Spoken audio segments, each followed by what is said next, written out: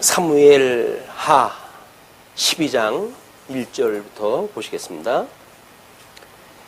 여호와께서 나단을 다윗에게 보내시니 그가 다윗에게 가서 그에게 이르되 한 성읍에 두 사람이 있는데 한 사람은 부하고 한 사람은 가난하니 그 부한 사람은 양과 소가 심히 많으나 가난한 사람은 아무것도 없고 자기가 사서 기르는 작은 암양새끼 한 마리뿐이라.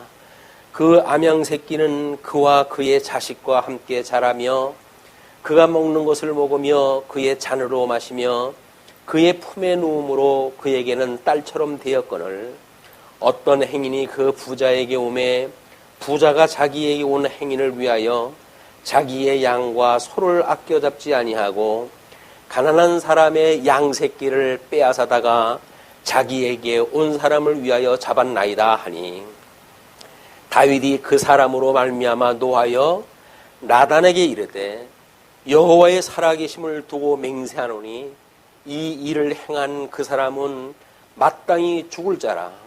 그가 불쌍히 여기지 아니하고 이런 일을 행하였으니 그 양새끼를 4배나 갚아 주어야 하리라 한지라.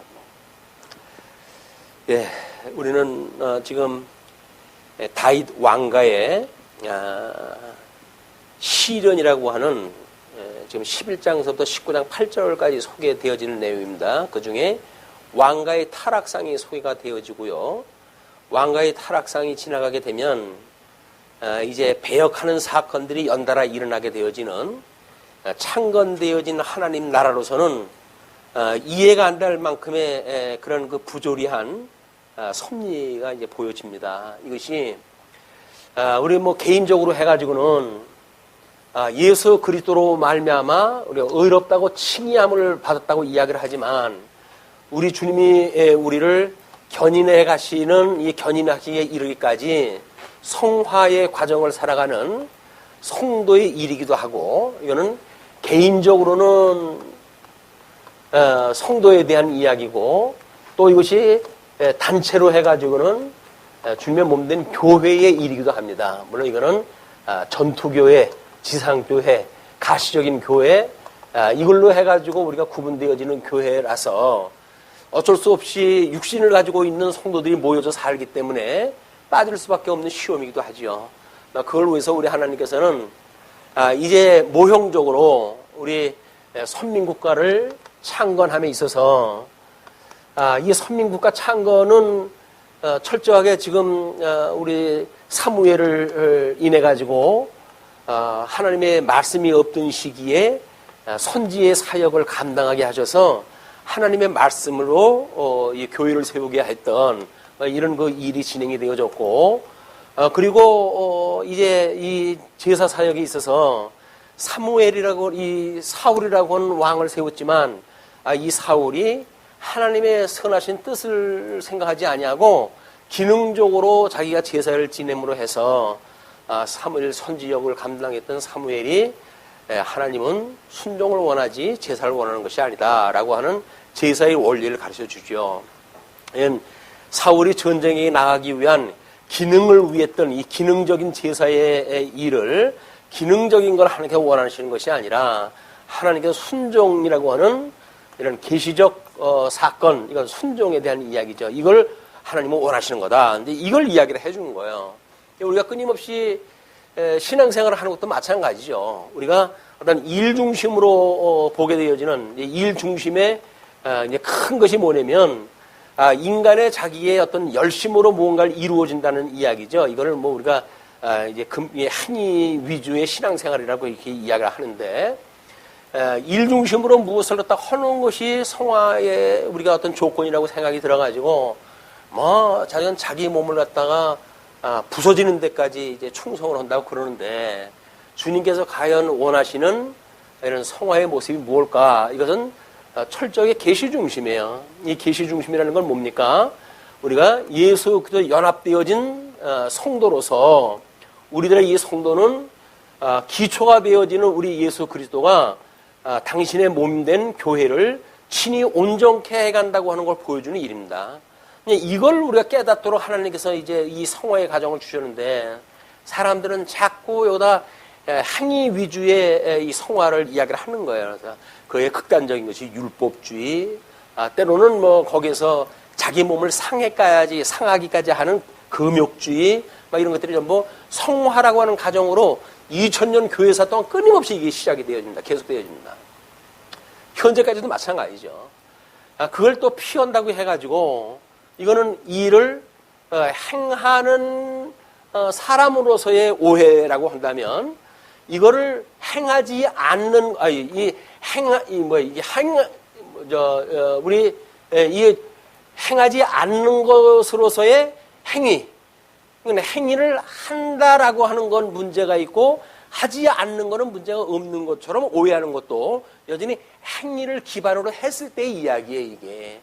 그러니까는 우리가 행위로 구원받는가 믿음으로 구원받았지 라고 해가지고 마치 우리 믿음의 성도들이 어떤 행위가 완전히 하나님께서 보시지 않는 것처럼 생각이 드는 이런 오해하는 것이 소위 현대에 이르는 우리 많은 사람들이 오해를 갖다 하고 있는 우리 구원파적인 그런 그 이야기입니다. 구원파. 뭐 어떤 사람은 그래서 한국 교회 80~90%가 이 구원파라고 이렇게 이야기를 했다 했고 사입이 구원파라고까지 이렇게 이제 폄하를 했다 하고 그랬어요. 왜? 뭐 믿음으로 구원받지 우리가 행위로 구원받는 건가? 라고 하는 걸로 해가지고 마치 우리한테는 행위가 필요 없는 것처럼 이야기를 한단 말이에요. 이것이 어떤 일 중심으로 이 성화라고 하는 가정을 이은 사람들의 오해입니다. 그러나 우리는 계시 중심으로 보게 되면 우리의 성도에 이렇게 온전케 해야 한다는 이야기는 하나님께서 우리에게 믿음을 선물로 주심으로 이 선물로 되어진 우리의 믿음은 우리를 자유롭게 해요. 이 자유롭게 한다는 이야기는 믿음의 신앙의 양심에 의해 가지고 신앙생활을 하게 된단 말이에요. 근데 이것이 아니라 어떤 당위에 의해서 뭔가 이 신앙생활을 해야 되는 것처럼 해가지고 뭐 출석을 강요한다든가 그래가지고 또 요즘 뭐 이제 그 자유주의자들의 영향을 받아가지고 뭐 어떤 철학자는 성경을 뭐 풀어가지고 자기 딴에는 뭐 주석으로 한다고 해가지고 마가복음을 이번에 새로 또 번역을 했다 했더라고요. 뭐 내가 좋아하는 건 철학자예요. 좋아하는 철학자지만 신학을 건드리면 안 되지. 철학자면 철학 이야기 갖다 해야지.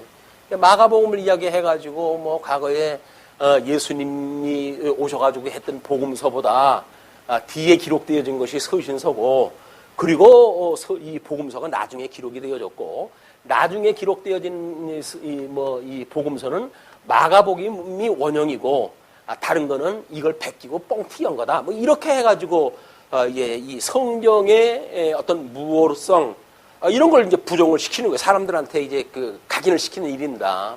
이게 사단이 하는 일이죠. 뭐 그분은 아버지가 장로였었고 독실한 신앙 가정에 태어났다가 이제 뭐 동양의 가진 고전 이렇게 문헌을 공부하고 하다가 보니까 이걸 이제 신앙을 팔아버리게 되어진 거예요. 그래가지고는 자유주의 신앙을 그대로 받아들여가지고 성경을 무너뜨리는 일을 앞장서가지고 하고 있고 그걸로 해서 인터넷에 지금 교회에서 강의를 다 하고 있어요. 뭐 자기가 하고 싶어서 하는 건데 교수 출신이고 얼마나 많은 또 이 지식을 가지고 있는 분인지 몰라요. 그냥 할 얘기가 많겠죠. 그러나 성경이라고 하는 이야기는 성령의 감동에 의해서 설명이 되어지는 거지. 이런 일반 문헌하고 어울려가지고 고전 문헌하고 뭔가 비유를 갖다 해서 한다든가 뭐 이렇게 하는 건 전혀 아닙니다, 이게.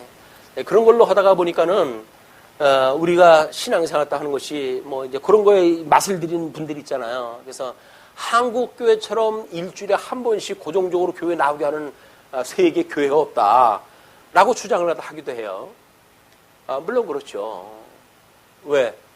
이미 성경을 다 팔아버리고 기독교가 절름발이 기독교가 되어진 서구에서 무슨 모델을 우리가 뽑아내고 그걸 갖다가 선발을 갖다 해가지고 기준을 삼겠어요. 없습니다. 이제는 오직 통전적으로 성경이 정말 하나님의 말씀이요. 그렇기 때문에 이 하나님의 말씀은 무하고 그것이고 이것은 성령의 감동으로 되어지는 영감선을 갖다 주장하고 이렇게 하는 사람들의 이야기가 아니라고 한다면 그건 이미 기독교가 아닙니다. 기독교가 아닌 사람들의 샘플을 갖다 들이대면서 세계 사람들은 이렇게 하는데 왜 너희들만 맨날 교회당에 모이기를 좋아하냐 이렇게 이야기하다 하는 거는 웃기는 이야기예요. 어떻게 세상 일로 해가지고 교회를 비판했다 합니까? 이것이 현금 주소다. 우리 이 말씀을 선포하는 또는 이 진리를 지키고자 하는 교회에서 그런 자의 그런 그 어떤 강론에 대한 이야기를 참 일축할 수 있는 그런 그 믿음을 우리가 가져야 되지 않겠는가 이제 이런 생각이 들고 그거를 세상적인 뭐 그 사람에 대한 어떤 스펙이라든지 뭐 그런 그 학문 세계라든지 그런 걸 인정해 가지고 이게 순수한 십자가의 도를 전하는 목사들을 우습게 여긴다고 하는 그런 그 일은 그를 보낸 자 예수님을 무시하는 일이고 예수님을 무시한다는 이야기는 그를 보낸 하나님을 무시한다는 이야기예요. 우리 하나님께서 예수님을 보냈고 예수님의 성령을 보냈고 성령의 감동을 받아가지고 중면 몸된 교회에 막 이런 그 각양 은사 받은 사람들을 하나님께 쓰신다고 한다면 하나님께서 보내주신 자들이죠. 그걸 우리가 망령되이 여기는 일은 세속적으로 평가하는 일이나 똑같다. 지금 이런 그 기능 이런 계시적으로 이해하지 않고 기능적으로 이해하는 그거는 이미 인간 세계에서 끝없이 인간이 만들어진 이후 가인과 아벨이라고 하는 그 제사를 통해 가지고 이때서부터 이미 시작이 되어진 겁니다. 이게 그래서 하나님의 말씀에 순종하는 아벨과 기능적으로 해가지고 곡물로 제사를 드리는 가인의 제사를 통해 가지고 하나님께서는 이미 심판의 샘플을 갖다 보여주셨어요. 가인은 뭐 곡물로 제사를 드리고 하나님이 제사 받아주지 않는다고 해가지고 성질이 나가지고 동생을 갖다 돌로 쳐가지고 죽이고는 최초의 살인 사건이 벌어지는 거 아닙니까? 기능적으로 하는 사람들의 그 특징이 그거에다. 기능적으로 하는 사람들의 특징이 뭡니까? 자기 말 안 들으면 돌로 던져 죽이는 거예요. 예. 이것이 기능적으로 하는 사람들의 특징이다. 예, 어떤 당위를 주장을 했다 해가지고 이 당위는 마땅히 그렇게 해야 된다는 거 아니에요. 마땅히 그렇지 않으면 정죄하고 돌로 때려 죽이죠. 이 계시 중심이라고 하는 거는 그렇지는 않습니다. 이거는 하나님이 주시는 은혜예요. 은혜. 이 은혜를 통해 가지고 우리가 깨달음을 주시는 일이지 이것이 뭔가 마땅히 그렇게 해야 되고 안 하면 뭐 그냥 기합을 죽이고 뭐 그냥 해가지고 강제로 끌고 가는 게 아닙니다. 우리한테 이 계시 중심의 은혜로 주시는 거는 깨달음이 있어야 되는 건데 이 깨달음이라고 하는 하나님 앞에 우리 이 깨달음이 우선되어지는 기독교가 불교가 뭐 깨달음의 종교라고 그러는데 그건 해 아래의 깨달음이고 천상계의 그런 하나님의 은혜를 깨닫는 일이야말로 기독교야말로 참다른 깨달음이다. 그래서 영적 예배를 드릴 때 하나님께서 우리의 마음의 변화를 있게 하시고 이 마음의 변화를 통해 가지고 깨달음을 주시잖아요. 깨달음을 이 깨달음을 마음의 변화를 줘도 깨닫게 하시는 거예요. 하나님 말씀에. 그래서 이 마음의 할례를 받아야 하나님의 말씀을 깨달을 수가 있는 겁니다. 지성적으로 이성적으로 이 일 중심으로 하는 사람들은 사람들의 어떤 부분적인 요소, 마음에는 세 가지 요소가 있다고 그랬죠. 그것이 우리가 지정의라고 하는 이런 인격의 조직인데 이걸 통해 가지고 뭔가 주지주의자들은 아는 것이 힘이다라고 해가지고 어려서부터 무조건 입력시키면 그렇게 된다고 생각을 갖다 들기도 하고 어떤 사람은 무슨 소리야 그래도 정이 있어야지 라고 해가지고 정을 주는 주종주의자들이 있는가 하면 어떤 사람들은 의지 결단하지 않는 지성이 뭐가 필요 없고 감정이 뭐가 필요했냐 라고 해가지고 하는 주의주의자들이 등장을 하는 거예요. 이게 철학세계의 일입니다. 이게. 그러나 하나님께서 우리 마음에 할례를 주신다고 한다면 하나님의 말씀이 우리한테 깨달음이 오게 되어져요. 이 깨달음이 오기 전까지는 우리 마음을 하나님께서 변화를 주시는 것이 할례를 받게 하시는 거다. 할례를 줘가지고 우리 마음이 변화가 되어지게 되면 하나님의 말씀에 깨달음이 있어요. 깨달음이. 이걸 깨달아가지고 우리가 알게 되어지는 거예요. 깨달아 알고 이게 깨달아 알고 그리고 믿어 이 믿음의 세계, 정적인 세계, 이 정적의 세계라고 하는 그 이야기는 이걸 우리가 알게 되어진 것이 마음으로 믿기에 공감되어지는 거예요. 공감되어지는 것. 이렇게 되어졌을 때 이런 지정의의 인격적인 작업인 우리들이 덕성을 통해 가지고 이것을 행하게 하신다. 이걸 우리는 믿음의 열매라고 이렇게 이야기를 합니다. 믿음의 열매. 우리가 어떤 덕행을 갖다 해가면서 살아가는가에 대한 문제거든요. 그렇기 때문에 의라고 우리 칭념을 받았으면 칭념의 열매가 있게 마련이에요. 그것이 당위에 의해 가지고 우리가 주판화를 튕기듯이 뭐 있다 없다 따지는 것이 아니지만 무형적으로 되어져 있어 가지고 지극히 작은 것도 하나님께 귀하게 여기시는 그런 가치가 있는 겁니다, 이게. 그러니까 우리가 세상의 표대로 해가지고 사람이 믿음이 있어 없어 판단할 것도 없어요. 예. 하나님께서 다 해가시는 일이니까 하나님께서 그를 판단하시고 어리게 되면 믿음을 줘가지고 또 성장하게 하시겠죠. 그래서 우리는 믿음의 인내를 가지게 되어지는 거예요. 끊임없이 이렇게 하나님 나라의 온전한 몸이 이루어질 때까지는 이걸 소망의 인내를 가지고 이걸 살아가게 되어진다. 소망의 인내. 우리 상고의 고통을 겪어가지고 자녀를 낳고 자녀가 성장하기까지는 끊임없는 인내가 필요하듯이 우리 신앙 안에서 살아가는 성도들도 이러하다. 이렇지는 않다고 한다면 다른 사람들 비교해가지고 다른 애들은 뭣도 잘하고 뭣도 잘하더구만 너는 어떻게 뭣도 못하고 뭣도 못하냐라고는 상대적인 평가만큼 이게 폭력이 없어요. 폭력입니다. 폭력. 그러나 우리 하나님께 은혜를 주시게 되면 괜찮아. 하나님께 때가 되면 믿음을 주시고 또 성장하고 너 좋은 대로 인도해 가실 거야 라고 하는 소망을 우리가 끊임없이 주는 것이 말씀으로 아니지요. 말씀을 우리가 깨닫게 되면 안위가 와야지. 왜? 우리 하나님과 소통이 되어지니까 이 안위가 온다는 이야기는 뭐예요? 이게 안식을 누리게 되어지는 거 아닙니까? 이게 넷째 계명인 우리 하나님 나라의 복에 참여하게 되어지는 거란 말이야.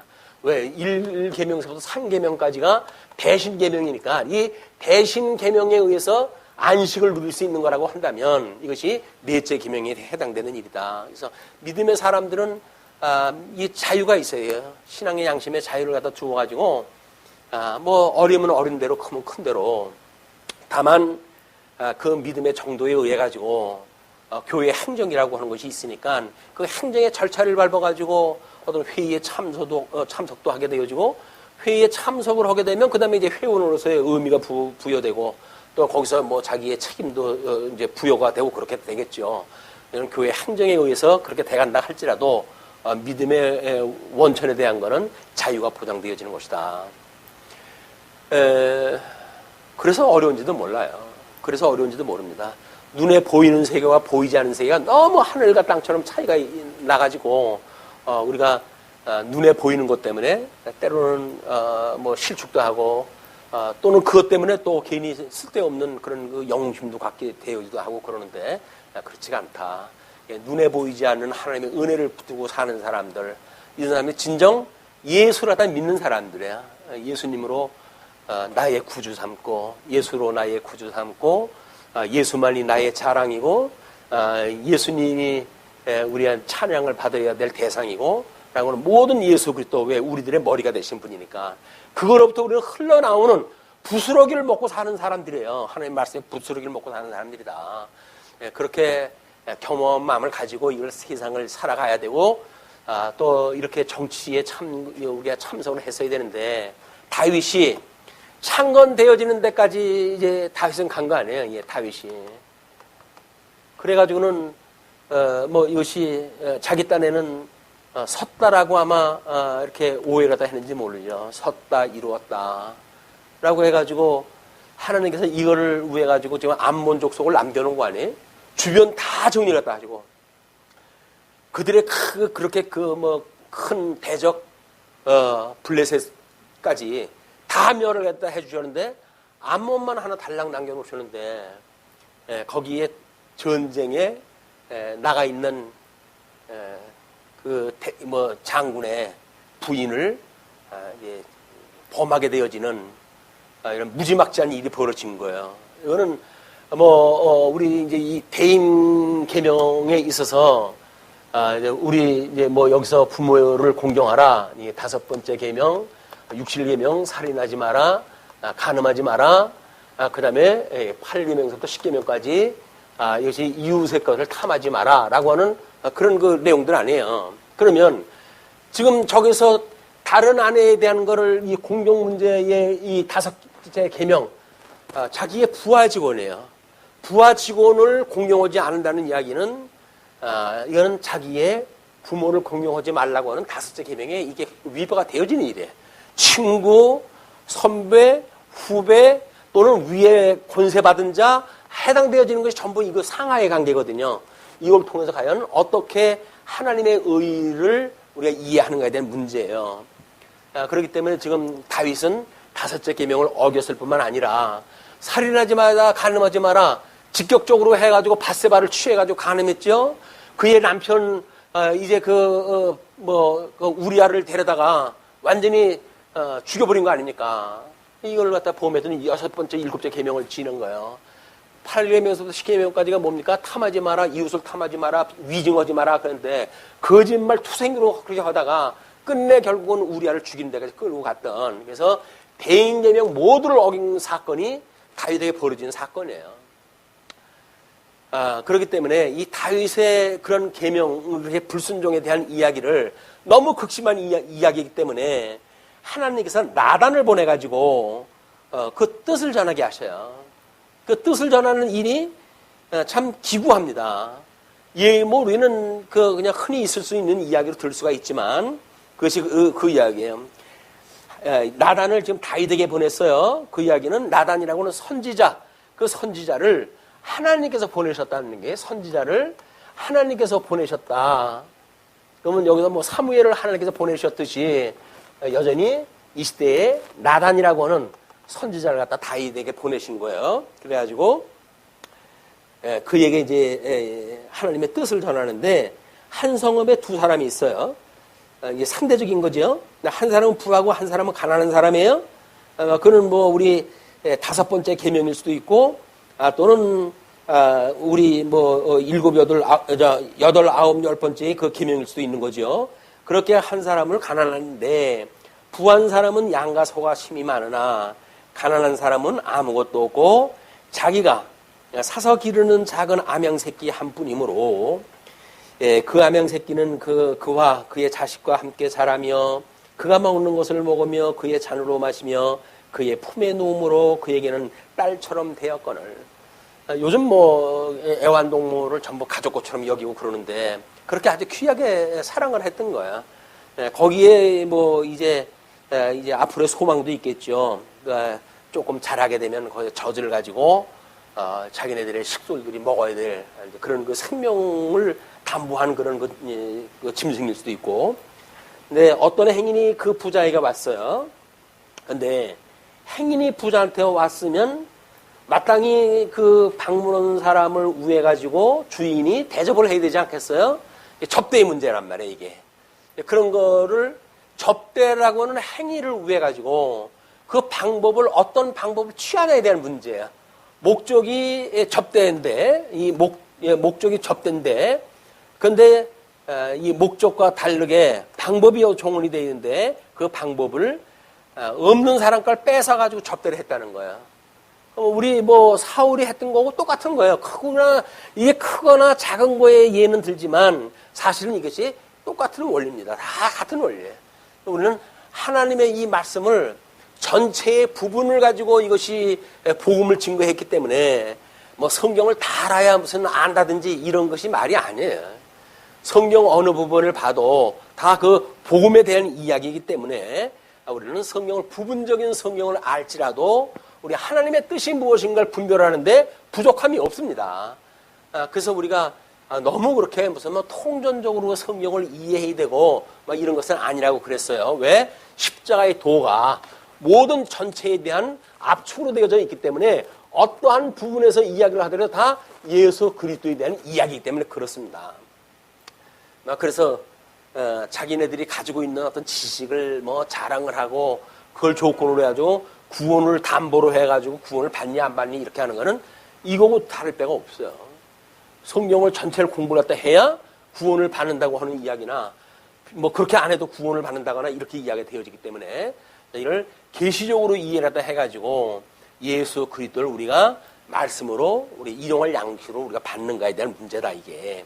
그렇게 이해를 했다 하시면 좋겠어요. 근데 이제 그렇게 했는데 양새끼를 뺏어다가 자기에게 온 사람을 위하여 잡았나이다 하니 다윗이 그 사람으로 말미암아 노하여 나단에게 이르되 여호와의 살아계심을 두고 맹세하노니 이 일을 행한 그 사람은 마땅히 죽을지라.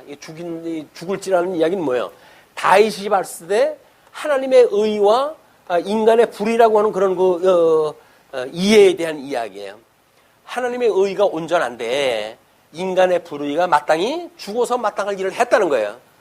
그 이야기는 여기서 자기가 배인계명 전체를 어김으로 해가지고 대신계명을 어겼다고 하는 이 사실을 간과한 거예요.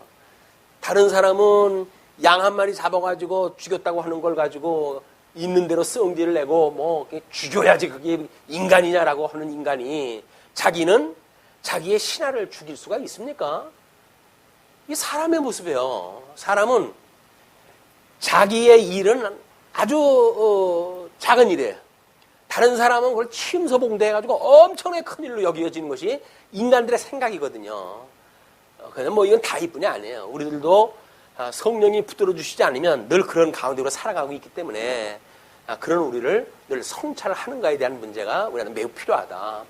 뭐 매일같이 우리 기도를 갖다 하고 쉬지 말고 기도하라고 그러는데 기도하는 시간이 맨날 달라고 하는 기도 시간이겠어요? 전부 성찰하는 시간들에 이게 하나님 앞에. 왜? 우리가 하나님의 뜻을 안다면 거기서 우리의 죄를 고백을 갖다 하고 회개를 갖다 해야 되는 시간들인데 자기의 그런 성찰하는 회개의 시간이 거쳐야 하나님께서 위로해 주시는 시간이 있을 거 아닙니까? 예. 이 위로라고 하는 것은 여기서 끊임없는 자백과 회개의 이런 그 절차가 있어야 되는 거예요. 그런데 이것도 없고 무조건 달라고만 그래. 그게 무슨 기도예요, 그게. 연불이지. 우리 기도라고 하는 이야기는 철저하게 우리 자백으로도 시작이 되어지는 거다. 우리가 우리에게 죄인자를 사해 준 것처럼 우리 죄를 사해 주세요. 우리를 시험에 들게 하지 마시고 우리를 악에서 구해 주세요. 우리가 지금 이 성도들이 살고 있는 삶이 얼마나 지금 악한 세상인지 하나님께서 아시지 않습니까? 저희 어디다 두시게 되면 한시도 하나님의 위로받을 수가 없습니다. 주님의 위로가 저한테는 필요합니다. 저를 인하여 우리 주님께서 구원하셨던 그 사역을 깨닫게 하셔서 우리로 하여금 나라와 권세와 영광이 아버지의 있음을 우리가 쉬지 않고 고백할 수 있도록 우리 인생의 본분이 하나님을 영화롭게 하고 우리 하나님 한 분만으로 즐거워하는 것이라고 했는데 우리로 하여금 그분만으로 우리가 위로를 받고 그분만으로 소망을 가지고 그분만을 위한 신앙생활이 될 수 있도록 붙들어 주세요. 이 시간을 보게 되면 아마 기도에 99가 여기에 들어가고 여기서 구원을 갖다 위로하는 것은 일이 해당되지 않을까 싶습니다. 비례로 봤을 때. 우리가 죄가 많은 곳에 은혜가 많다고 한다면 끊임없이 우리는 자백하는 시간들이에요. 다 자백하는 시간. 주님, 그냥 하나님의 이름은 부르셔도 돼요. 뭐 일일이 다 고백을 갖다 하기가 민망스럽고 그러면 주님, 이렇게 한번 부르면 주님께서 그래 내가 내 마음을 알지 라고 해가지고 위로를 해 주실 거니까 99가 자백을 갖다 해야 될 것이라고 하는 우리의 이런 존재 자체에 이런 나약함을 우리 하나님 앞에 솔직하게 고백할 필요가 있다. 다윗의 모습을 보면 뭐 백전노장 아닙니까? 그래서 사람들은 내가 만약에 다윗이라면 뭐 내가 솔로몬이라면 이렇게 해가지고 인간 다윗을 찬양을 하고 그러는데 하나님께서는 그럴까봐 다윗을 지금 짓눌러 놓으신 거 아니에요. 너는 평생 나에게 은혜를 구하지 않으면 소망이 없어 라고 하는 걸 지금 보여주시는 사건인데 성경을 읽어놓고는 난 다윗처럼 살고 싶어요. 뭐 이렇게 이야기를 한단 말이에요. 다윗같이 살아가지고 남의 안에 그렇게 하고 그러고 싶어요? 우리 이 허망스러운 소망스러운 이 생각. 뭐 일중심, 기능중심으로 다윗을 이해했을 때 만들어지는 오해다. 신앙생활이라고 하는 이야기는 내가 죽었음을 고백하는 일인데 하나님, 우리 주님 그 수많은 죄를 우리 주님 죽으실 때 제가 다 이거를 이제 포기하고 죽었습니다. 그걸 인정하는 일 아닙니까? 그러므로 세상에 있는 어떠한 일도 우리 하나님 의를 이루는데 이것이 나로부터 말미암는 것이 아무것도 없음을 고백합니다. 만약에 무슨 여기서 열매가 있다고 한다면 주님께서 맺게 하시는 의의 열매일 뿐이지 제가 스스로 맺는 것이 없사오니 나로 하여금 자랑케도 마시고 나로 하여금 그것으로 인하여 다른 사람에게 높임을 받기를 원하는 생각도 갖지 말게 해주세요 라고 하는 것이 우리 신앙생활의 본질의 문제다. 자, 그렇게 해가지고 이제 아마 지금 다윗의 그런 그 일련의 사건을 나단이라고 하는 선지자를 보내가지고 하나님께서는 그 뜻을 선포를 갖다 했는데, 그래도 모르는 거죠. 다윗은 그걸 몰라요. 하나님께서 나단한테는 이걸 알게 해가지고 보내줬는데, 다윗이 뭐 반응이 있을까 했더니, 전혀 지금, 딴짓하고 있잖아요. 이건 내 일이 아니라 이건 다른 사람이야. 그렇기 때문에 그건 마땅히 죽어야 돼. 라고 이야기했다 하니까, 나단이 7절부터 12절까지 나단의 책망이 이루어집니다. 나단이 다윗에게 이르되 당신이 그 이와 같이 그 사람이라 이스라엘의 하나님 여호와께서 이와 같이 이르시기를 내가 너를 이스라엘 왕으로 기름 붓기 위하여 너를 사울의 손에서 구원하고 내 주인의 집을 내게 주고 내 주인의 아내들을 내 품에 두고 이스라엘과 유다 족속을 내게 맡겼느니라.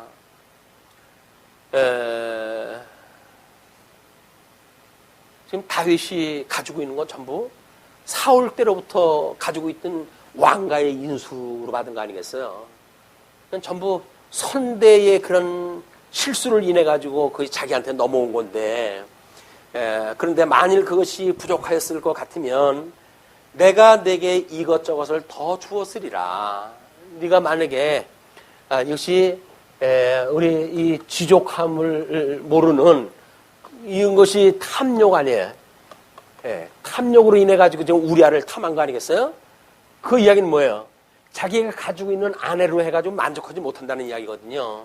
그러니까는 이 탐욕을 가지고 있어서 네가 필요한다고 하는 것이 있다고 한다면 내가 더 주었을 터인데 내가 만족할 만큼 내가 준 거 아니겠니?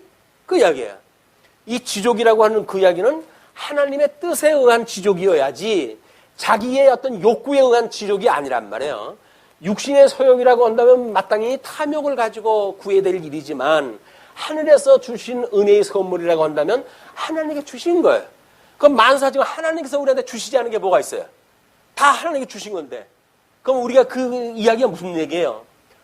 예수 그리스도를 알면 지족을 안다는 거 아니에요. 일체의 비결을 우리가 깨닫는다는 거 아닙니까? 이 일체의 비결이라고 하는 이야기는 뭐예요? 하나님께서 우리 이 대인 계명으로 주어졌던 우리에게 문화명령으로 주어졌던 근본 언약으로 주어졌던 양대 언약으로 주어졌던 그걸로 말미암은 모든 하나님의 선하신 뜻, 그 뜻을 구하는 일에 지금 우리한테 필요하지 않은 걸 주신 것이 없어요. 다 주님께 주신 거예요. 그러면 하나님 앞에 감사할 일이지, 범사에 감사해야 될 일이지, 뭐가 불만인데요? 뭐 이것도 안 줘서 불만이고 저것도 안 줘서 불만이고 그럴 거 아니겠어요? 그럼 저 하나님께 그에 대해서 응답을 갖다 해주시는 거예요? 뭐라고 응답을 갖다 해주셔요? 하나님께서 내가 너한테 필요한 것이 있다고 한다면 너한테 마땅히 주었을 터인데 그 이야기 아니겠어요? 그러니까 이제 뭐 이르시기를 내가 너를 이스라엘 왕으로 기름 붓기 위하여 너를 사울의 손에서 구원하고 사망의 권세로부터 우리를 구원하고 내 주인의 집을 내게 주고 내 주인의 집이 뭐예요? 그다음 사단의 영역 속에서 우리가 전부 확보했던 이 문화 배경들 아닙니까? 그걸 하니까 우리 그냥 주셨어요. 그냥 물려 살고. 근데 내 주인의 아내들을 내 품에 두고 이스라엘과 유다 족속에게 내게 맡겼느니라. 족속을 내게 맡겼느니라. 만일 그것이 부족하였을 것 같으면 나라를 주었는데 나라를 준 것이 부족했다고 한다면 그 이야기 아니에요? 내가 내게 이것저것을 더 주었으리라. 그 이야기는 너한테 조금만큼 주었다는 거예요. 지금. 그럼 우리한테는 해당이 안 될까요? 그 이야기가? 우리한테 마땅히 그 이야기가 해당이 되겠죠. 우리한테 부족한 게 뭐가 있어요? 만약에 필요하다고 한다면 하나님이 뜻이 우리의 주어진 것보다 더 필요하다고 생각이 드신 뜻이라고 있다고 한다면 우리한테 주셨겠지요. 안 주셨다는 이야기는 뭐예요? 그것으로 족한 줄 알아 그 이야기예요. 내가 너한테 준 것이 족한 줄 알아 그 이야기예요. 그럼 우리가 지족을 배워야 되지. 거기서 욕심 끝도 없는 한도 있고 없고 끝도 없고 무적인같이 그냥 그 밑이 빠져버린 독에다가 뭘 집어넣듯이 욕심이 가득 차는 우리들의 그걸 채워달라고 이것 주세요 저것 주세요 하니까 하나님께서 난 참 정신 차릴 줄 모르는구나 그렇게 생각하시는 거예요. 왜 우리가 하나님 앞에 은혜를 갖다 못 받습니까? 은혜 받은 게 이 하늘같이 넓고 뭐 찬송가는 우리가 잘 부르잖아요. 하늘같이 뭐 높고 뭐 바다같이 넓다고 고백을 하면서 뭐가 부족하다고 맨날 새벽서부터 해가지고 졸라대기 시작을 하는지. 우리 기도는 성찰이에요, 성찰. 하나님이 우리를 죽었던 날을 살리셨는데 제가 세상에 뭐가 필요 있겠습니까? 이제 새롭게 되어진, 우리가 살게 되어진 하나님 나라의 백성으로, 하나님의 자녀로 살아가기에 부족함이 없도록 주님께서 저를 붙들어 주세요 라고 할 것이 우리의 기도지. 뭘 자꾸 달라고 그럽니까? 뭘 달라고. 지금 주신 것도 다 못 누리고 사는데, 이게 이제 다윗이 가지고 있던 그 생각을 하나님께서 이제 복종케 하시는 그런 그 일이에요. 만약에 부족하였을 것 같으면 내가 내게 이것을 더 주었으리라. 그러한데 어찌하여 내가 여호와의 말씀을 업신여기고, 다윗은 업신여긴 적이 없어요. 자기 딴에는 업신여긴 적이 없어요. 자기는 목숨을 걸고 하나님 앞에 맹세하건대 내가 어찌 감히 하나님을 업신여깁니까? 라고 생각했을지 몰라요. 그런데 하나님이 업신여겼대요. 그럼 하나님이 업신여겼으면 업신여기는 거지. 지가 아니라고 해서 아닙니까? 하나님의 뜻이 우선이, 지 뜻이 우선이에요? 이게 우리들의 생각이란 말이에요. 또 하나님 앞에 제가 뭘 잘못했습니까? 하나님, 제가 하나님 앞에 다른 사람보다 10배나 100배나 이렇게 말씀을 잘 깨닫고 살아가는데 제가 뭐가 부족합니까? 주님, 저를 갖다가 이 세상에서 다른 사람들처럼 그렇게 악인들처럼 힘든 일에다 두고 이럴 이유가 도대체 뭐가 있습니까? 주님, 저를 불쌍히 여기시고 저를 여기서 다른 사람 앞에 영화롭게 해가지고 믿는 사람의 덕을 위해서 믿지 않은 사람들이 자랑이 되게끔 하나님 하셔야지. 믿는 사람이 믿지 않는 사람한테 업신여기는 게 하나님 좋으십니까? 라고 해서 따듯이 구한다고요? 그게 우리는 믿음이라고 생각이 들거든요. 그렇게 또 강조를 하죠. 그렇지는 않습니다. 세상 건이 이미 우리가 다 포기하고 죽은 사람들이에요. 그 지금 만약에 있다고 한다면 하나님께서 적군의 것들을 뺏어가지고 우리한테 지금 누리고 살게 한 거 아닙니까? 그게 우리가 지금 누리고 있는 문화들인데, 또 우리가 누리고 있는 조건들인데, 그걸로서 감사를 갖다 해야지. 공짜로 주는데. 죽었는데도 불구하고 그걸 누리게 살게끔 하신 거 아니에요? 그걸로 감사를 해야지. 뭐가 부족하다고 맨날 달라고 해. 뭐가 달라고. 깨달음. 하나님의 말씀을 깨달음, 은혜의 깨달음, 죽었던 우리가 살아났다고 하는 거에 감동, 이런 구원의 감격에 의한 기독교가 이게 진정 성도의 생활이지. 강제로 사람들 끌어다가 뭐 기도해라, 입을 크게 벌려라, 뭐 이런 시키는 거 아니에요. 뭐 주요 삼창을 왜 불러요? 주요 삼창을. 주요 삼창을 부르려면 우리 삼성가가 뭐예요? 할렐루야를 3번 부르는 거지. 그래, 깨달았고 알았다고 한다면 할렐루야를 3번 부를 일이지. 맨날 뭐 주여 주여 해가지고 주여 삼창을 갖다 해가지고 나중에 주님 앞에 가게 되면 난 너 몰라 그렇게 할 텐데. 제가 주님을 그렇게 매일 아침마다 불러 제꼈는데 그걸 모르신다고요? 그렇게 이야기를 할 거예요. 이제 거기 가면. 주님께서 주여 삼창 내가 귀청이 떨어졌다 너 때문에. 그리고 책망하실 거예요. 성도들은 뭔가 해야 된다고 생각되는 게 해야 된다고. 왜? 아니 예수를 믿어가지고 죄 용서를 받았다는데 감격도 없어, 감동도 없어, 해야 될 일도 없어. 뭐 어떻게 해요 이거를? 그냥 구원을 받았으니까 뭔가 그래도 내가 보답은 해드려야 될 게 아닌가라고 생각이 드는 거예요. 보답은 무슨 보답? 그냥 살아. 하나님께서 너 은혜 준 거 그냥 누리고 살아. 그 얘기야 하나님께서는. 근데 우리는 큰 은혜를 보답해야 된다고 생각이 들어가지고 이제 오해를 다 하는 겁니다. 근데 하나님께서는 업신여긴데 여호와의 말씀을 업신여기고 그거는 하나님의 말씀을 계시적으로 이해하지 않고 이걸 기능적으로 이해했다는 이야기예요. 나보기에 악을 행하였느니라. 내가 칼로 햇사람 우리아를 치되. 아니 사도 바울은 전장 그 주변에 가지도 않았어요. 최후방에서 그것도 예루살렘 성 위에서 그 딴적 부르다가 지금 이 사건이 터졌는데 하나님께서는 이게 내가 칼로 햇사람 우리아를 쳤다고 이렇게 이야기를 해요. 우리는 저는 안 그랬어요. 이럴 여지를 하나님께 주신다니까요. 다윗이 정신을 못 차리게 되면 제가 언제요? 저는 그런 적 없습니다. 이렇게 이거 발버둥 칠 거예요 이게. 하나님께서는 작은 인자에게 한 것이고 내가 한 거야 라고 이야기했던 것처럼 그 다윗에게 정죄라도 하실 겁니다.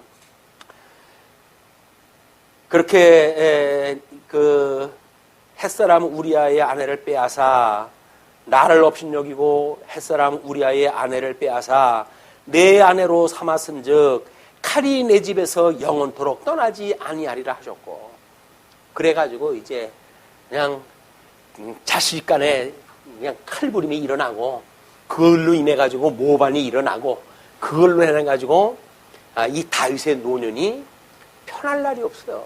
편할 날이 없어요. 이게 온전하신 예수 그리스도를 보여주는 예표적인 사건입니다.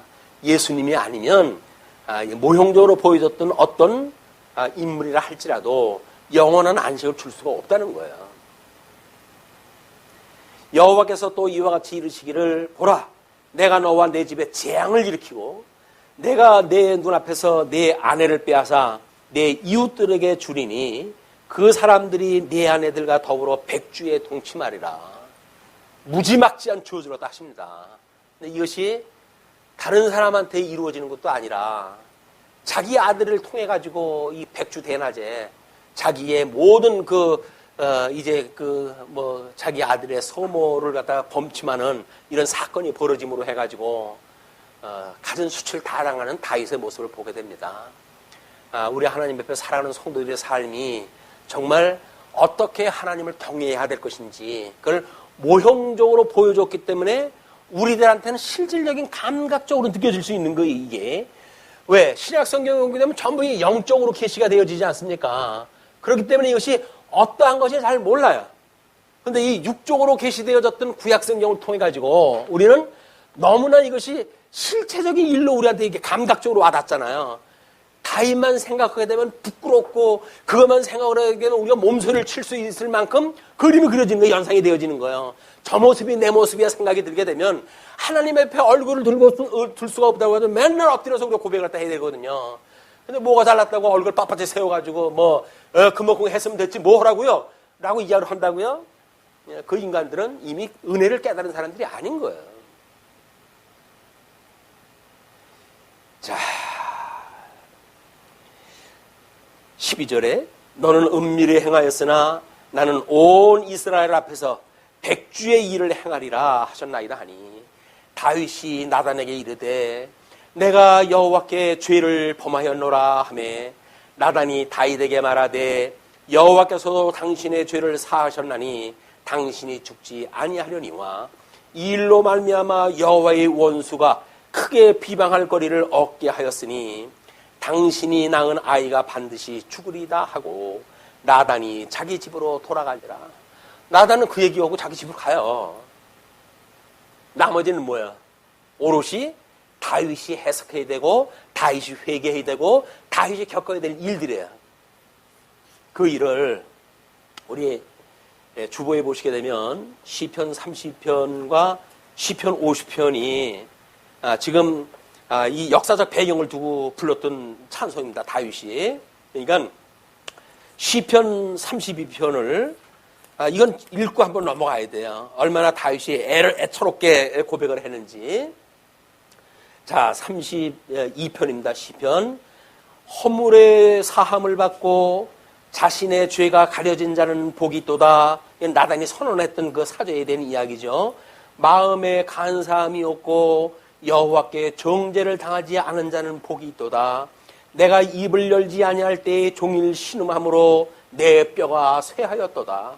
주의 손이 주야로 나를 누르시오니 내 진액이 빠져서 여름 가뭄에 마름같이 되었나이다. 셀라. 내가 이르기를 내 허물을 여호와께 자복하리라 하고 주께 내 죄를 아뢰고 내 죄악을 숨기지 아니하였더니 곧 주께서 내 죄악을 사하셨나이다. 내 죄를 사하는데 어떻게 했더니 내 죄악을 숨기지 아니하였더니 자기의 있던 모든 죄를 다 고백을 한 거예요. 이로 말미암아 모든 경건한 자는 주를 만날 기회를 얻어서 주께 기도할지라. 진실로 홍수가 범람할지라도 그에게 미치지 못하리이다. 주는 나의 은시처이오니 환난에서 나를 보호하시고 구원의 노래로 나를 두루시리이다. 내가 내 갈 길을 가르쳐 보이고 너를 주목하여 훈계하리로다. 너희는 무지한 말이나 노새같이 되지 말지어다. 노새는 고집장이의 그런 대명사 같은 그런 그 짐승을 이제 이야기를 하는 거죠. 노새같이 되지 말지어다.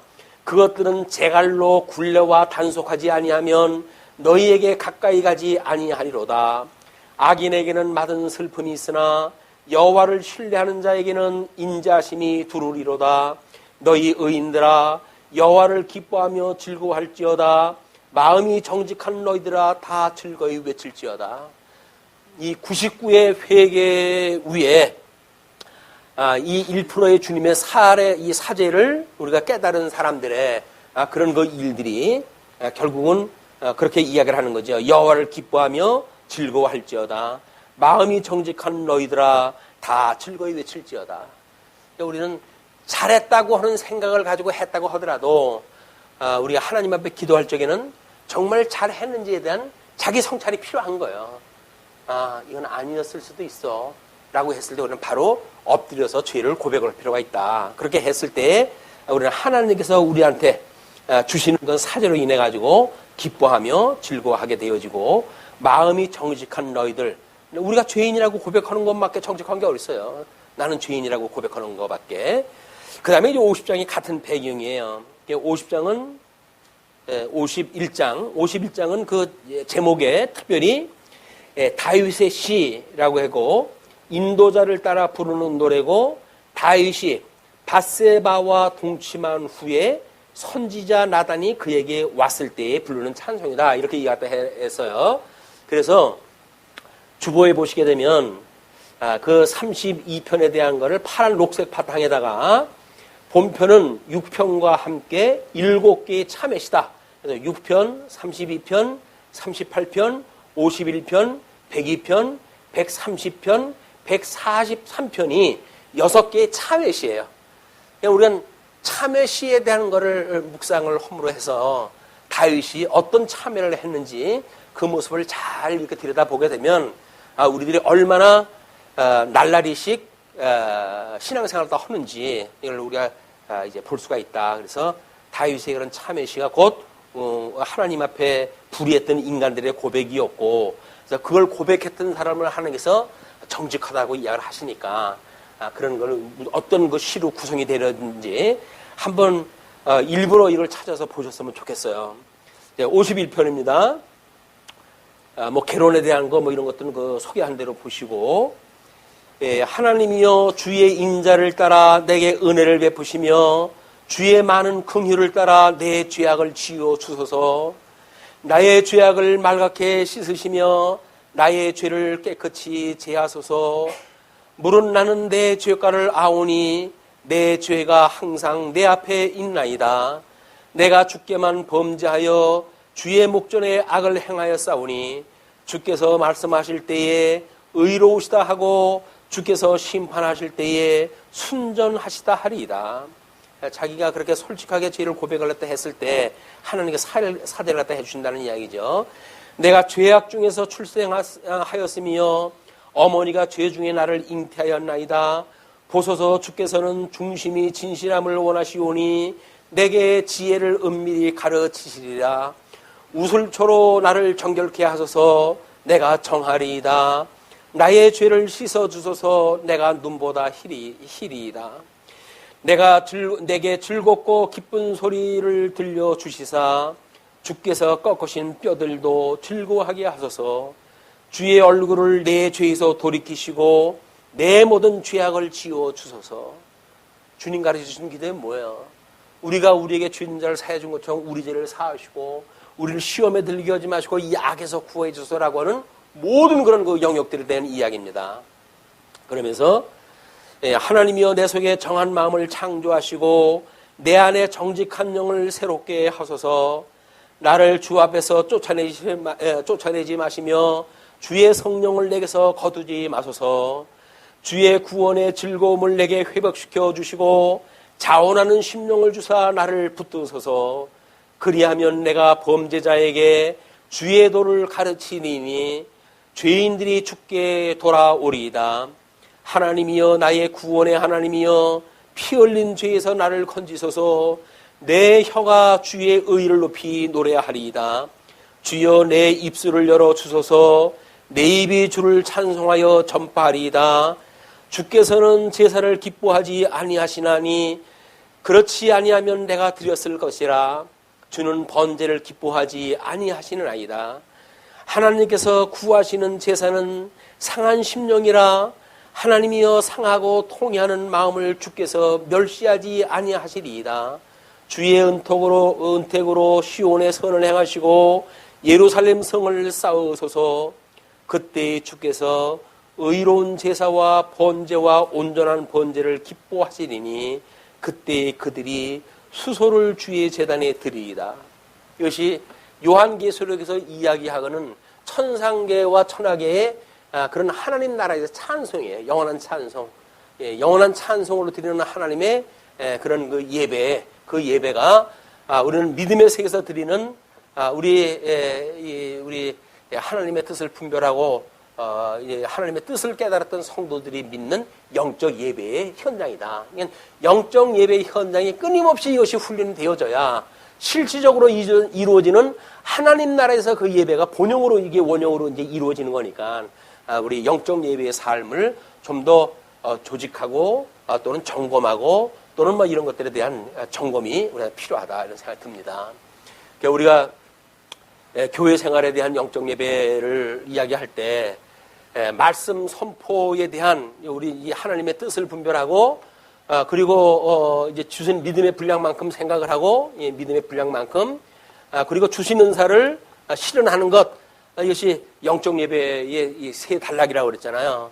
하나님의 뜻을 선포하기 위해서 우리는 말씀이 선포되어지죠.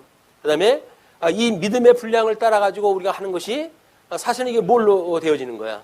전부 연보라고 하는 걸 가지고 되어지는 거죠. 뭐 이건 뭐 경제적인 연보도 있고 사회적인 연보, 뭐 정치적인 연보 다 포함되어지는 거지만 그걸로 되어지고 그런 걸 은사를 따라 가지고 이제 하나님의 선한 뜻을 우리가 전체를 우리가 잡고 이것이 주님의 몸된 교회에서 기뻐하시는 하나님의 뜻이라고 생각하는 이런 것들을 은사를 통해서 실현하는 것이 우리가 재직의 일이라고 이렇게 이야기했어요. 모든 직임을 받은 자들이 하나님의 그 말씀에 따른 믿음의 분량을 따라서 받은 은사를 따라 섬기는 일이다. 이거는 주님의 몸된 교회가 우리는 이런 재직회라고 하는 뭐 사역자 회의를 통해 가지고 실질적으로 이루어지는 현장이에요. 이게 그냥 형식적인 일로 해가지고 이게 일축되거나 업신여기나 이런 그 일은 하나님을 업신여기는 일이다. 하나님 앞에 우리가 진짜 솔직하게 살아가는 삶을 여기서 훈련되어지는 이런 일이라고 보여집니다. 자, 그렇게 해가지고 이제 그 배경에 대한 걸 우리가 충분히 확인하다 했어요.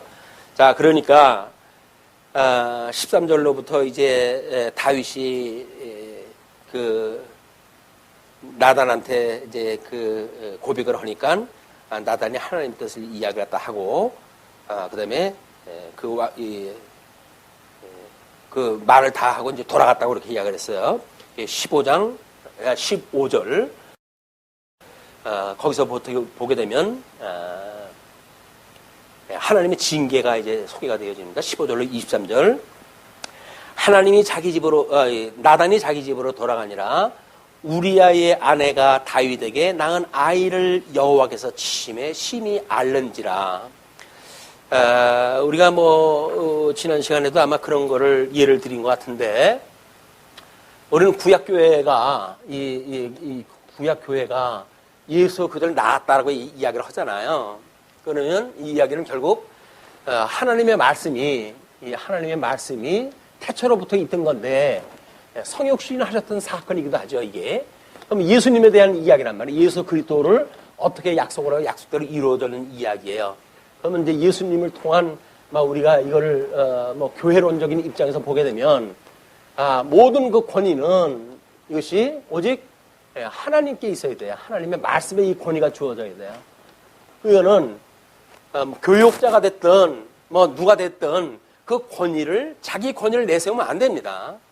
모든 교회의 권위는 하나님 말씀 앞에 있어요. 그리고 이 조직에 대한 거는 조직이 우리 오전에도 이야기했지만 만인 제사장이라고 이야기를 했잖아요. 이때 이거 만인이라고 하는 그 이야기는 유럽에는 출생하자마자 이제 우리 출생 신고를 때 했으니까 그들은 출생하게 되면 나중에 세례를 받고 그리고 이제 교회의 그 이론으로 삼기 때문에 만인이라고 이야기를 했던 거죠. 지금 우리 입장에서 보게 되면 특자와 불특자가 이미 있고 믿는 사람만 믿지 않는 사람이 가정이 있으니까 이거를 만인 제사장이라고 하는 의미는 아니죠. 그래서 이때의 의미는 만인이 제사장이라고 하는 이야기는 조직이 수평적이라는 이야기야. 하나님께 골고루 그걸 주셨다. 왜? 왕 같은 제사장이라고 그랬으니까 하나님 앞에 구원을 받은 사람들은 왕 같은 제사장이다.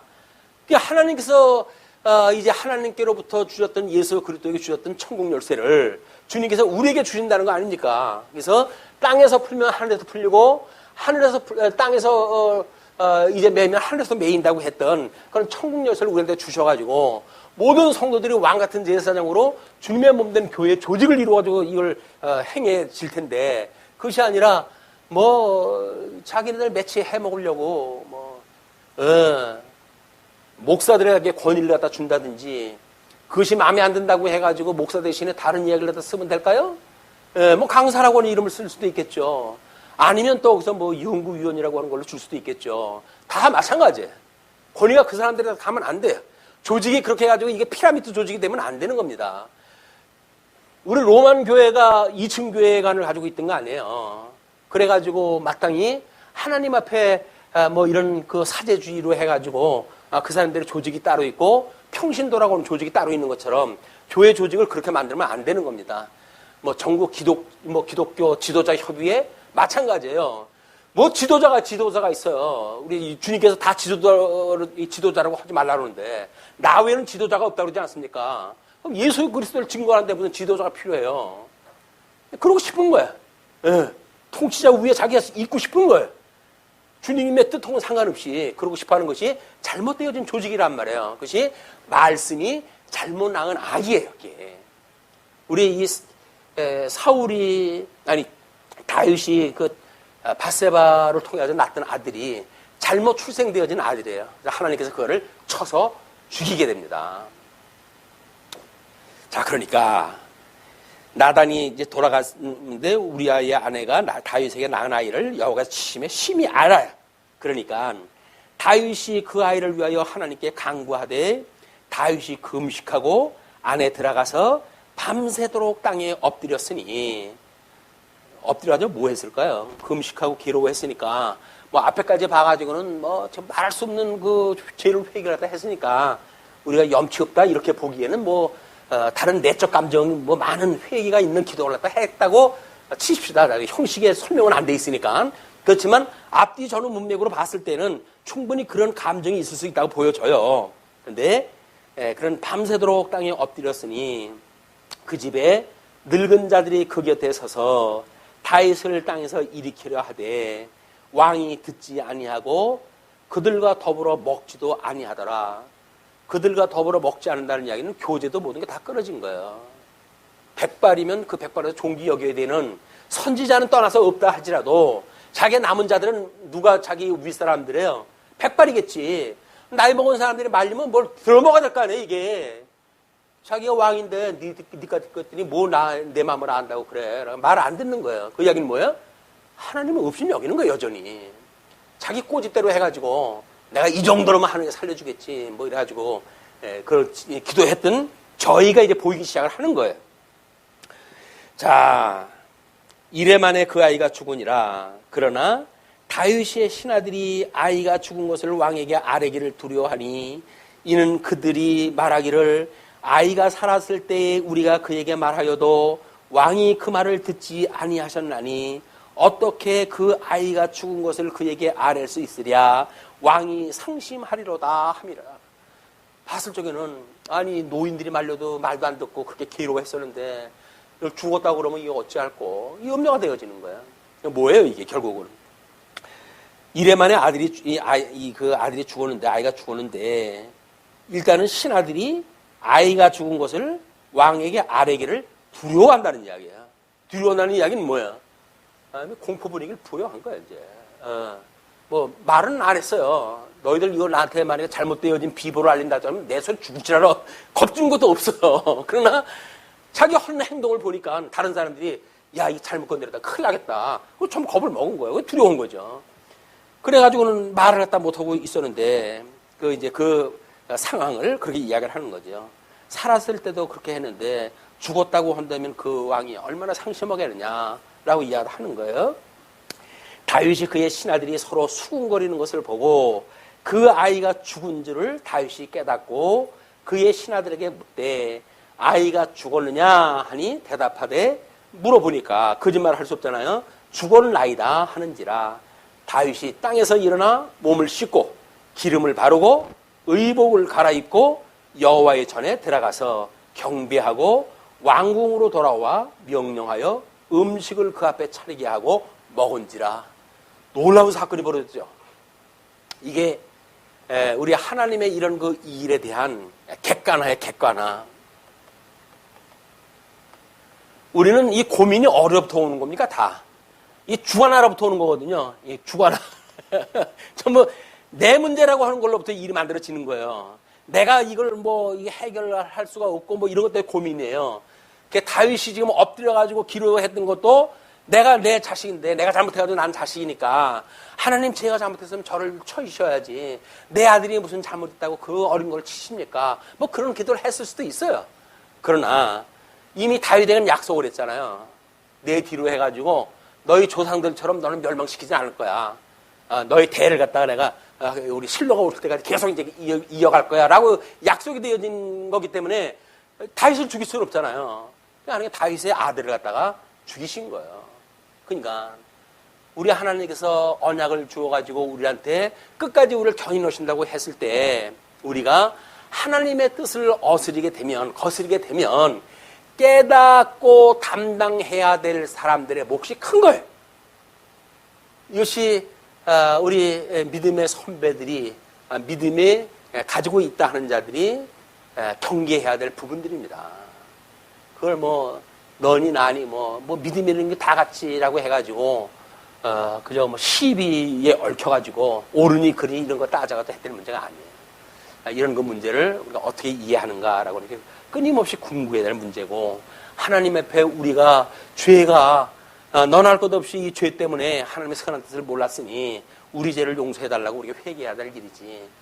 거기서 뭐 믿음이 적다고 해가 찍어 누른다든지 이런 그 일도 아니고 그렇다고 해가지고 이거 뭐 내 탓이로이다 뭐 천주교에서 그랬잖아요. 내 탓이로 내 탓이요. 자기 탓이요. 제가 탓이. 하나님의 뜻이 무엇인가 분별을 해야지. 하나님의 뜻은 분별하지 않고 내 탓이라고 그렇게 이야기를 하나님께서 그래 네 탓이라 아니까 내가 용서해 줄게 그렇게 하시겠어요? 아닌 거예요.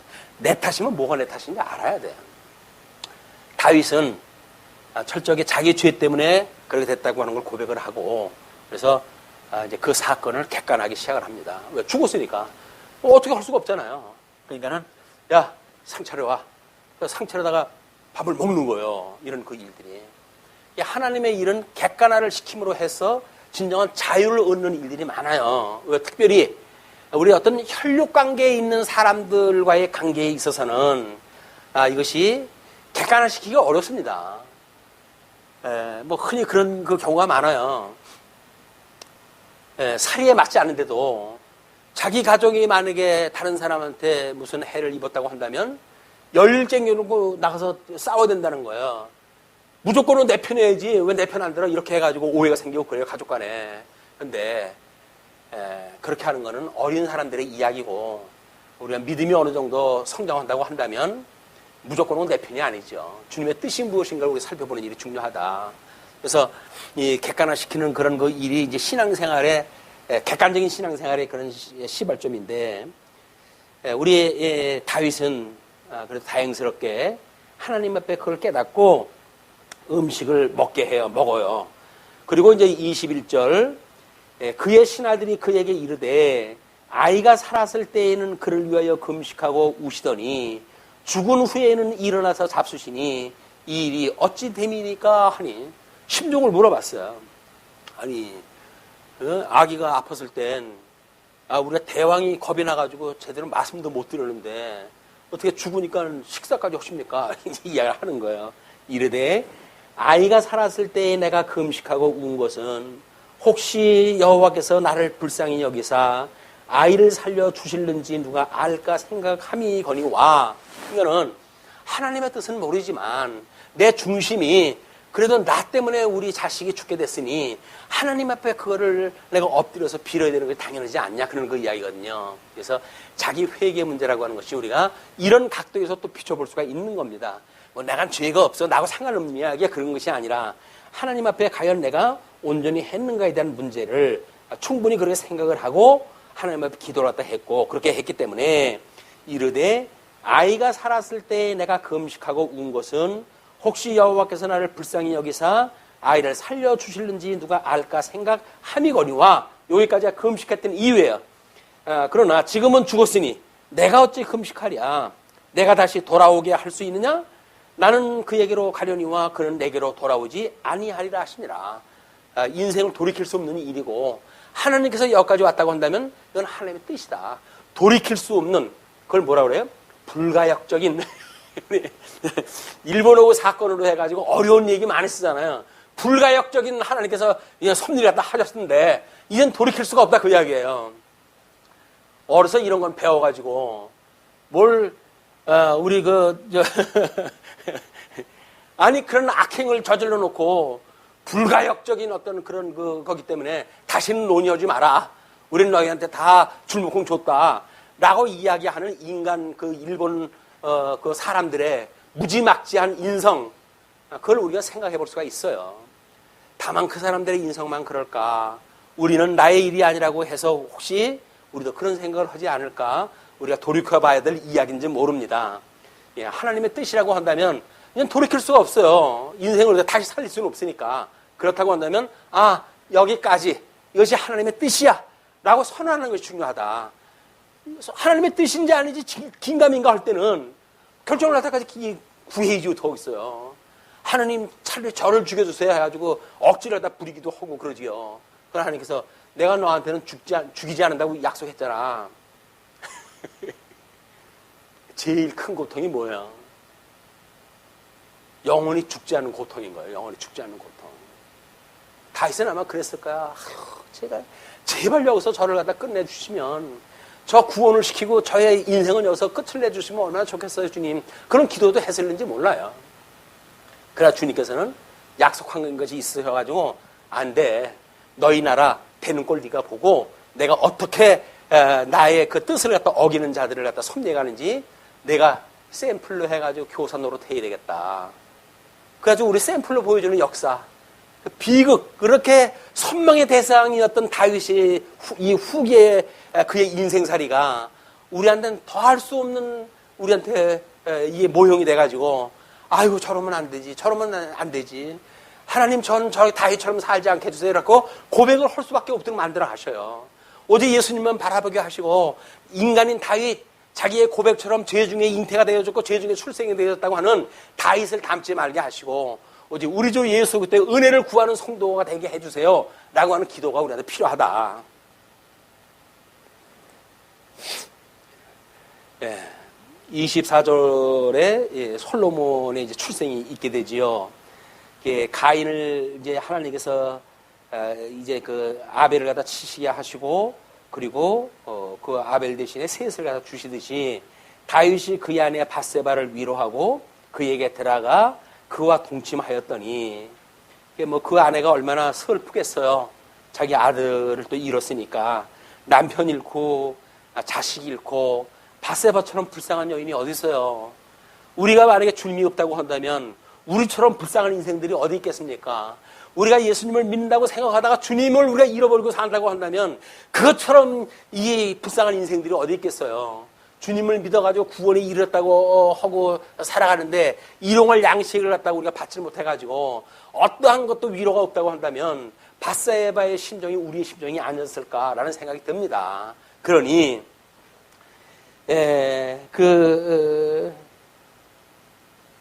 그에게 들어가 그와 동침하였더니 그가 아들을 낳음에 그의 이름을 솔로몬이라 하니라.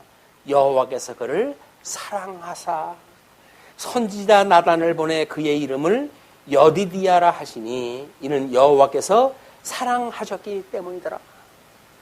여호와께서 사랑하셨어요. 첫째 아이는 가인의 계열을 갖다 소개하는 거예요. 가인의 계열을 이 아벨 대신에 셋을 갖다 주셨어요. 이유는 우리 예수 그리스도를 예표하는 사건이죠. 대적과 심판자와 이거를 지금 하나님께서 이런 모습으로 보여주는 거예요. 어린아이는 비록 죽었지만은 이제 이렇게 은혜를 받지 못하고 죽는 자에 차라리 나지 않았으면 좋을 뻔했다라고 했던 그런 그 이야기처럼 그 아이야말로 나지 않았으면 좋을 뻔했던 아이죠. 낳았다가 죽었기 때문에 뭐 7일 만에 죽었든 뭐 어떻게 죽었든 그건 어쩔 수 없이 지옥으로 가야 되는 거 아닙니까? 인생사에 이것이 불행한 일인 거야. 우리가 인생이 출생이 됐다고 한다면 정말 둘째 아담이신 예수님으로 인하여서 새 생명을 얻고 하나님 나라가는 이걸 위해 가지고 살아가야 될 이유가 있는 거죠. 자, 그렇게 해서 26절로부터 31절 암몬 땅 라빠성을 정복을 합니다. 땅까지 정복을 했다고 하시죠. 요압이 암몬 자손이 라빠를 쳐서 그 왕성을 점령하매 요압이 전령을 다윗에게 보내 이르되 내가 라빠 곧 물들의 성읍을 쳐서 점령하였으니 이제 왕은 그 백성의 남은 군사를 모아 그 성에 맞서 진치고 이 성읍을 쳐서 점령하소서. 내가 이 성읍을 점령하면 이 성읍이 내 이름으로 일컬음을 받을까 두려워하나이다 하니. 요셉의 그 보고야말로 놀라운 보고 아닙니까?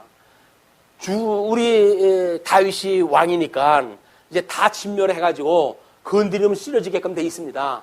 주님께서 와가지고 우리 다윗께서 오셔가지고 대장으로 진을 쳐가지고 그들을 멸해가지고 내가 그들을 멸했다고 하는 왕의 그런 인정을 갖다 받기를 원합니다. 내가 그걸 감당할 수가 없다고 이렇게 이야기해가지고 다윗을 초청을 해요.